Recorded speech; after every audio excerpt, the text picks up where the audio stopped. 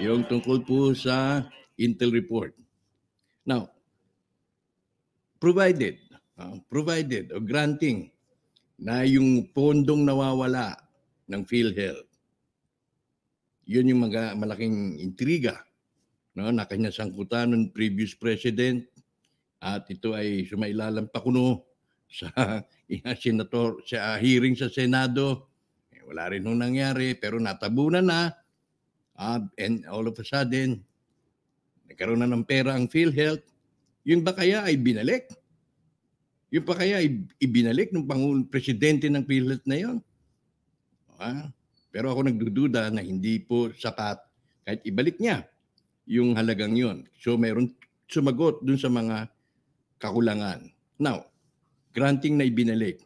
Meron po tayong natanggap na intel na ang kinasasangkutan po pala, ay sangkot po pala ang ilang mga departamento ng kawanihan o kagawaran ng ating bansa.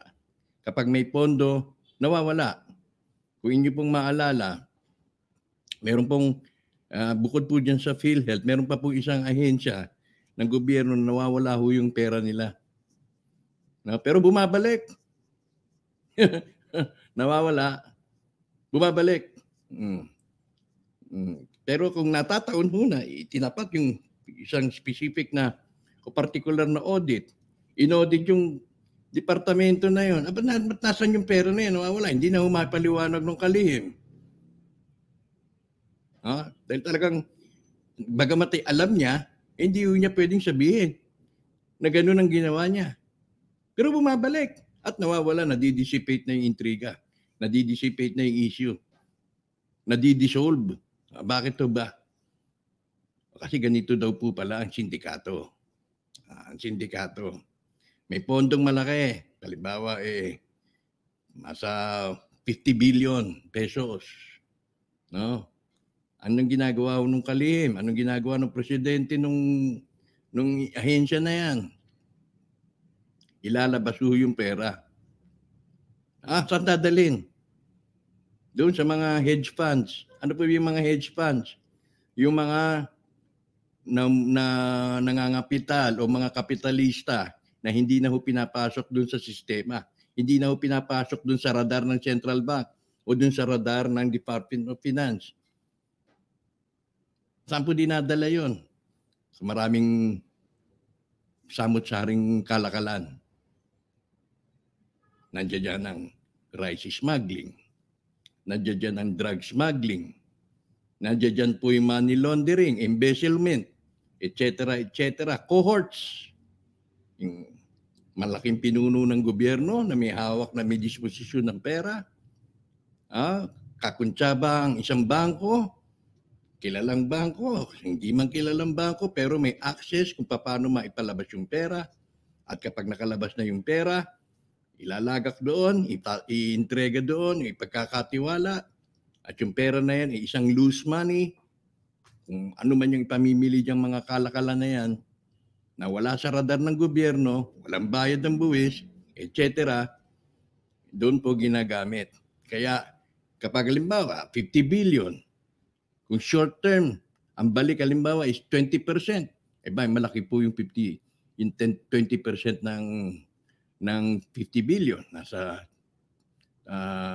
20%, nasa 10 billion din ho yung kapalit niyan. O kahit sabihin mo ng 10%, malaki na po yung 5 billion. Ganun po pala. Ganun po pala ang sindikato pagdating po dyan sa pera-pera na yan. Not minding, hindi pa rin po natin madidiscount. Yung mga kalakaran dyan sa Binondo Central Bank, ayan din po ay mga hedge funds, yung mga nagmamanipulate ng ating mga currency na labas po sa radar ng ating Bangko Sentral. Now, kung sa tingin natin yung pinondo na ginamit na pondo ng PhilHealth ay nanggaling diyan, hindi po yan sapat para sagutin yung mga bilang ng COVID reports o COVID cases na inireport. Napaka-controversial na issue po ito. Kaya unti-unti na po, unti-unti na po sa aking ayon sa Intel report, pinaghahanap na po yung mga taong involved diyan. Meron na pong mga kumikilos na intelligence para usisain kung sino-sino ang mga involved. Ay may balita ho tayo na isang presidente ng isang malaking bangko ay tila nadakip na. Dahil dyan sa mga embezzlement cases na yan, sa mga money laundering cases na yan, sabwat ang ilang pong mga